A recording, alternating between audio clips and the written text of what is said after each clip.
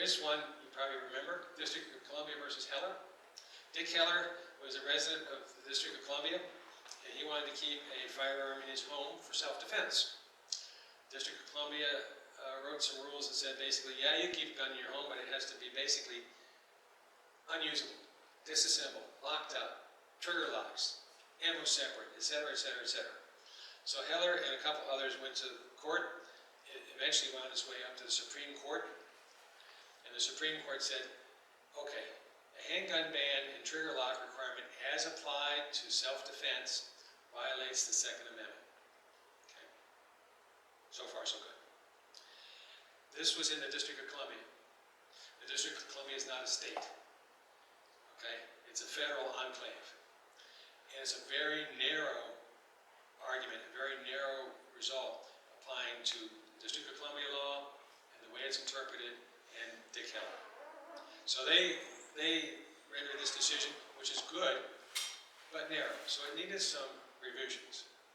So then along comes McDonald versus Chicago. In this case, it was argued that the Second Amendment is finally incorporated to the states and applies to all of the states equally under the Due Process Clause of the 14th Amendment. And this cleared up that uncertainty that was left by Heller, that it's not just a District of Columbia law, this applies to all the states.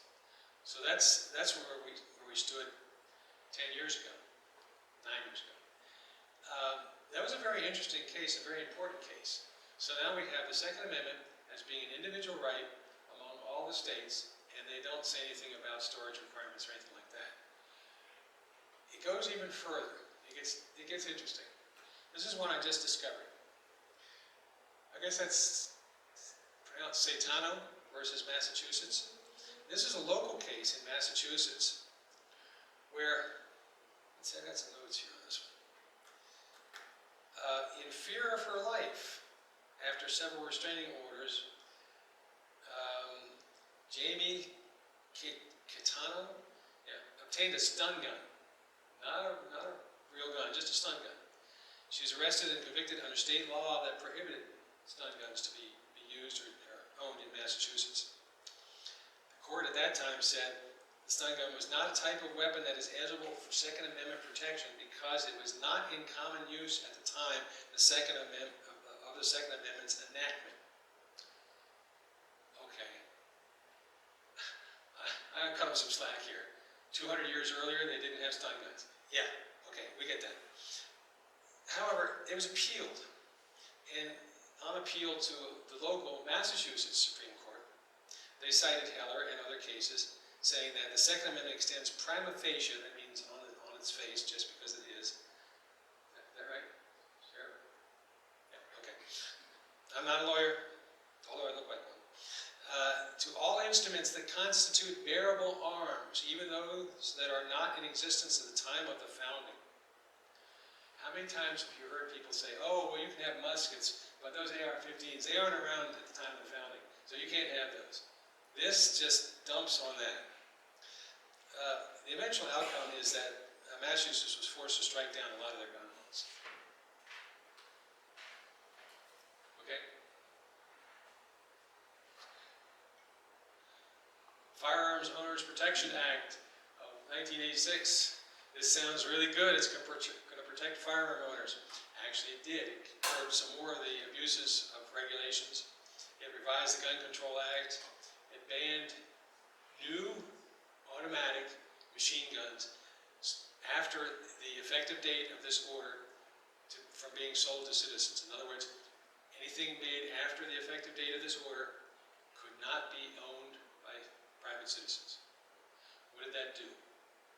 It just put a cap on the total available market of such items. What did that do? You know what it does to property values here in Jackson? Low supply, high demand, high prices. The price of a Thompson submachine gun went from a few $1,000s to several tens of thousands of dollars overnight, especially if they're in good shape. It did enact a rule for safe passages between states. Say I'm going to go from Wyoming to Maine, and I fly through New York City, or I drive through New York City, even though they have very restrictive firearms laws in New York City, this is supposed to protect me during that passage through that area while I'm in transit. Let me give you a warning. If you fly into New York Airport and you land and you go up to the counter to transfer to the next plane, and they say, "Oh, I'm sorry, that flight's been canceled," you'll go out in the morning, go collect your baggage, and you can recheck them in the morning. Do not touch your bags. The reason for that is in New York, you are not authorized, probably, you don't have a New York permission to carry any firearm of any kind anywhere in New York City or in the boroughs of New York, or where the airport is. Say, "I'm sorry, you've got my bags, you check on the next flight and I'll pick them up in Maine." That way you'd be safe because you don't touch them. A couple of people have been caught that way. A couple of people have been caught even just driving into the city and driving out of the city with firearms, not knowing of the prohibition, not knowing of this protection. And even though this protection applies, it took them a lot of time to get their guns back. Now, we've been talking about laws here a bit, but I'm going to reiterate something. These laws can make your head spin. They vary from state to state, and sometimes even within jurisdictions within a state. Wyoming is fortunate that we have a preemption law here. The state of Wyoming only shall write laws which deal with firearms, sales, everything. I grant you that a couple of jurisdictions have tried to write laws, and they're slowly being sued out of the books. So be careful when it comes to trying to understand the laws. Know where you're traveling and know what the laws are. Say, Bob, I think Denver is one that's similar to New York City.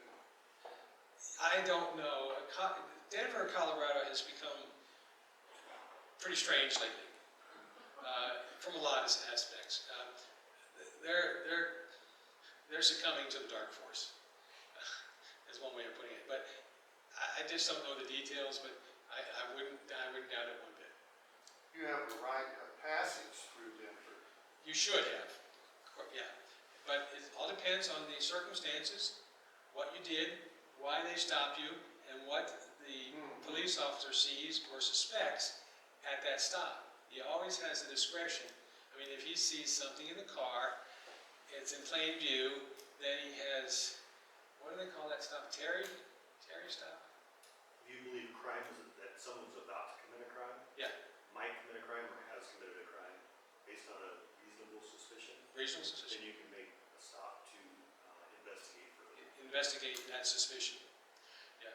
It's not carte blanche to search the vehicle. You have to have a good, reasonable suspicion. So, but anyhow, where were we? Oh yes. This applies to businesses selling, manufacturing, whatever, firearms. If a firearm is properly manufactured and functioning, if it's sold legally, and the person who purchases it is a legal owner, legal purchaser, the manufacturer shall be held responsible if that person then commits a crime with that firearm. In other words, there's at least one level of isolation between the crime and the manufacturer. If I build a Ferrari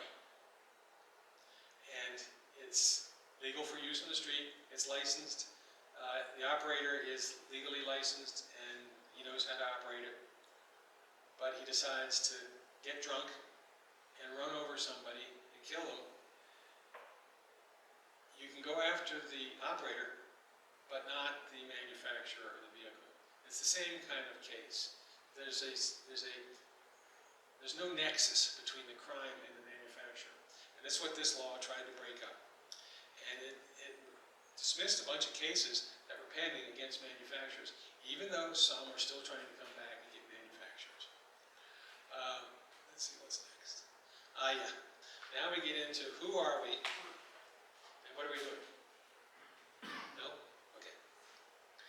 This is interesting. We got 4 survey groups here, NBC, ABC, Pew, and Gallup polls, doing surveys over the last 20 years, and they're asking questions. Now, here's a little aside about surveys and questions.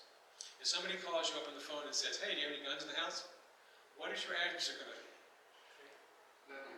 Yeah, pound sand, none of your business, unless they say, okay, well, here's who we are, and here's why we're calling, and we really would like you to help us out here. But there's a tremendous disincentive to answer questions like that. There might be an incentive to embellish your responses. Surveys to me lack some faith. That's why they look at thousands of survey respondents and they try to say, okay, we think we're accurate, then plus or minus a certain percentage. But anyhow, this is nice because there's a lot of surveys here and they show anywhere between 33, 34, and 44%, 48% of households have a firearm. And the running average here, I think it's a five-year running average, is right around 42% or something like that. Okay, so if we take this as being gospel, how many households are there in the United States? 150 million, something like that, 130 million? That means there's a lot of guns out there, okay? And it's constant, it's a within statistical parameters, this thing is a really nice, even, constant result. It's something that us engineers and mathematicians could hang some faith in. We'd have to go back to this group, gunfacts.org, and see, gunfacts.info, and see where they got their info from. But they publish a lot of this kind of stuff, and I kind of have trust in them. Here's another one. This is the same 20-year period, and it says, and this comes from AEI, American Enterprise Institute, right? AEI? Yeah. I like it, carpe diem. This shows the homicide rate in blue in cases per 100,000 population versus the gun ownership per person in the dark scale. So the homicide rate has dropped from 7.0 to 3.6, about half over this period. And there was a pretty serious drop in the 1966 to 2000 era. There's some things going on then that we might be able to pin this on. The gun ownership rate per person went from about 1 to about 1.5. How many people are there in the United States? 330 million. And I assume this means per person, not adult or not anything else. So we're implying here that there's maybe 400 million guns in the United States. These statistics are very ragged. They're also impossible to prove. It's impossible to know how many firearms there are. There's a lot of guns out there that we call off paper. They're antique guns that have been passed down from generations and have never been swept up in any kind of statistical analysis. There's no way of knowing where they are or who owns them. So just rest assured that there's a lot of guns out there. Now, who owns these guns? Okay. Take your time, take a look at this one. This is what a typical gun owner might look like according to this data group, procon.org. Procon, I assume that means they're talking to both sides of the argument. I kind of agree with a lot of these stats. You know, in general, is it more than 50? Is it less than 50? Is it high? Is it low? I agree on a lot of these, except for the one in the lower left corner. Here's an example of a statistical problem with a survey. The question apparently is, the person is in favor of background checks for private and gun show sales. 79%, I assume that means that they're in favor of this. It depends how that question's worded. It could be that they just ask, are you in favor of background checks? And I think most people would say yes. But when they attach the private sales and gun show sales, they should be aware of what they're answering to. Because that means if you want to give a firearm to your son,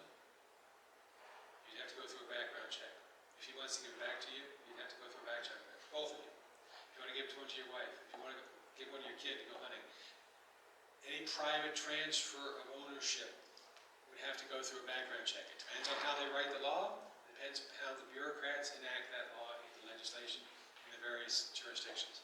So this is kind of interesting. Any questions on any of these up here? You see one that you particularly like or don't like? Yeah, the college education. It's just the background. It's like when the survey asks, what is your age, what's your income, Yeah. what's your degree of education? This is the kind of stuff when they're doing the survey, they collect that background information. Okay, so that means we got what, 40, 50, 5% total in that. That means 45% don't have any college education. Okay. What's that saying about the general population? I don't know what it is for the general population. All right, so where do you fit in there? You probably can find 3 or 4 slots that you easily fit into. Let's head on. This one gets interesting. This covers more than a century. From, I can't quite read those dates, but it's basically from World War I up through the 20s and 30s, the Roaring 20s. Yep, Prohibition era. Then you drop into the World War II era. Then you climb into the 1960s, 70s, drug culture, gang warfare, you know, young gang members fighting it out. And then you come into, over here, the rise of concealed carry.